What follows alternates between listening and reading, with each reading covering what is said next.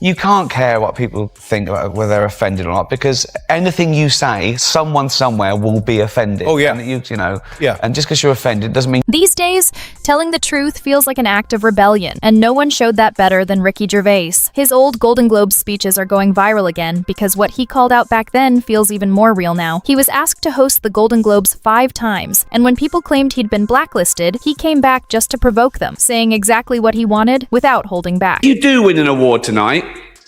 Don't use it as a platform to make a political speech, right? You're in no position to lecture the public about anything. You know nothing about the real world. I did it the first time because I was sort of quite flattered, and it's a huge global audience for a comedian. I like writing gags. That's what I do.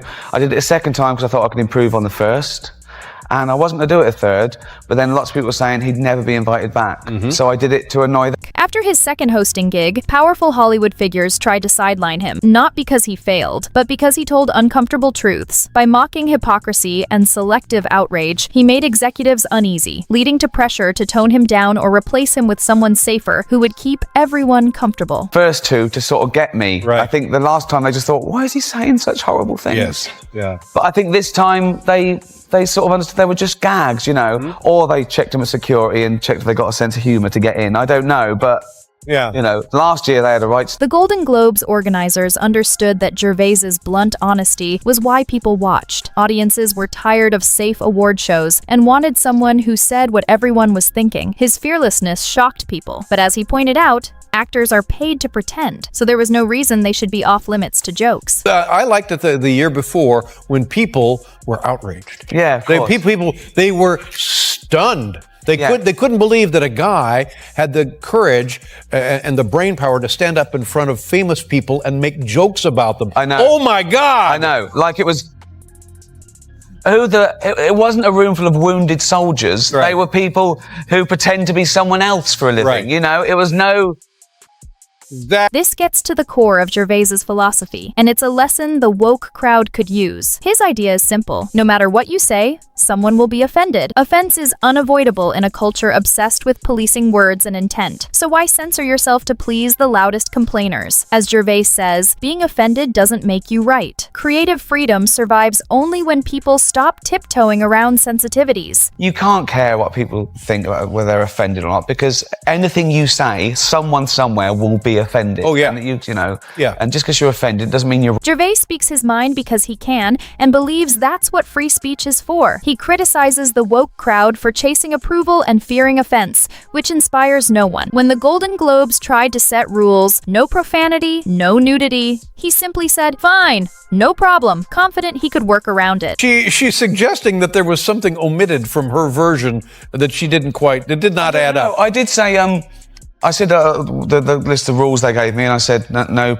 profanity, that's fine, I've got a huge vocabulary. You can try to control words, but you can't stop creativity. A skilled comedian will find a way to land the joke, often even better. Gervais's point is simple. A joke is just a joke. It may offend, but comedy isn't meant to comfort everyone. It's meant to make us laugh, think, and feel uncomfortable. That tension is what gives humor its power. Jokes challenge our assumptions, hold up a mirror, and sometimes even spark change. Treating them like crimes destroys their purpose. And I said, no nudity. Oh, that's a shame, because I've got a huge vocabulary.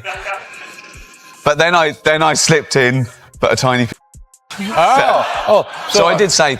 I've said it 3 times tonight. I mean, I don't know what... Let's talk about one of Hollywood's biggest moments, the Will Smith slap. Gervais didn't hold back on how he would have handled it. He said that if he'd been hosting that night, he wouldn't have joked about Jada Smith's hair. Instead, he would have targeted her boyfriend, referencing the widely publicized situation with August Alsina. When you were watching this year, Yeah.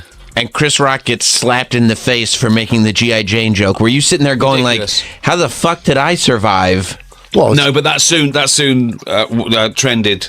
On Twitter, yeah. People on Twitter, it was trending. People saying, "Oh, what would have happened if Ricky had been hosting it?" And I said nothing, because I wouldn't have made a joke about his wife's hair. I'd have made a joke about her boyfriend. It wasn't just about picking a target. It was about timing and clever observation. If Gervais had been hosting instead of Chris Rock, the joke that sparked the Will Smith slap might have landed sharp and memorable, not blown out of proportion. And the joke itself? As Gervais said, it was harmless. A throwaway line that Jada just rolled her eyes at. Will Will's overreaction showed how thin-skinned we've become. What made Gervais' Golden Globes monologues legendary was his takedown of Hollywood hypocrisy. Celebrities living in mansions, chauffeured everywhere, yet feeling entitled to lecture the public on morality and politics. Mel Gibson was able to not do it.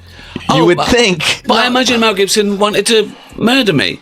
Absolutely. But, you know, but I didn't do anything. Again, with Mel Gibson, I didn't say anything really bad. There was much worse things I could. Gervais slammed corporate hypocrisy, calling out Apple, Amazon, and Disney for preaching morality while exploiting workers in China. His point: don't lecture the public if you don't practice what you preach. Clean your own house first. That's the hypocrisy he loves exposing. The importance of dignity and doing the right thing, made by a company that runs sweatshops in China. So, well, you say you're woke, but the companies you work for, I mean, unbelievable. Apple, Amazon, Disney. If ISIS started a streaming service, you'd call your... Gervais didn't hold back on the Hollywood foreign press either. He mocked them for being passive and easily swayed, awarding films for political messaging rather than talent. Their cozy ties to studios, luxury gifts, and lavish trips make their votes seem driven by perks, not judgment. To him, they don't challenge power. They just follow the latest trend. Knives Out has 3 nominations tonight.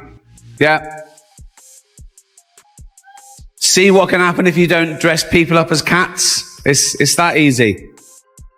Here are 2 of the nominated stars, Ana de Armas and... One of my favorite Gervais moments was when he congratulated Knives Out with, "See what can happen when you don't dress people up as cats." It seemed like a throwaway joke, but it was a direct dig at Hollywood's obsession with spectacle over substance. Cats became the perfect example of big budgets, star power, and flashy effects wasted on a story that made no sense. Knives Out, by contrast, succeeded with sharp writing, strong performances, and smart plotting. Gervais was praising restraint and clever storytelling while mocking an industry that mistakes absurdity for ambition. And last one, come on guys. Our next presenter starred in Netflix's Bird Box, a movie where people survive by acting like they don't see a thing. Sort of like working for Harvey Weinstein. You did it. I didn't. You did it. Shut the...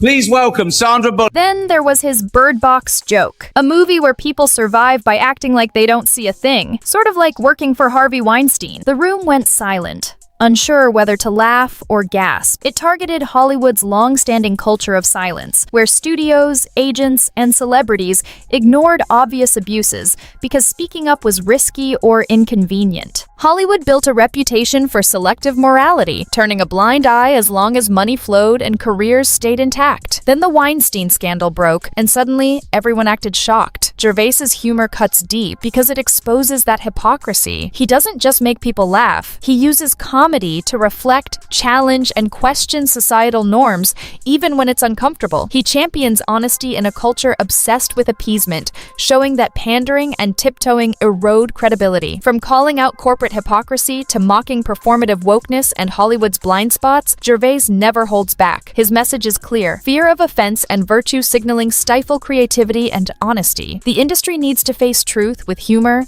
spine, and integrity, and until it does, we need more people like Ricky Gervais willing to say what everyone's thinking. So, what do you think? Is he a comedy genius who speaks truth to power, or does he go too far? Drop your thoughts in the comments, and if you enjoyed this breakdown, subscribe and turn on notifications. You won't want to miss our next deep dive into celebrity hypocrisy.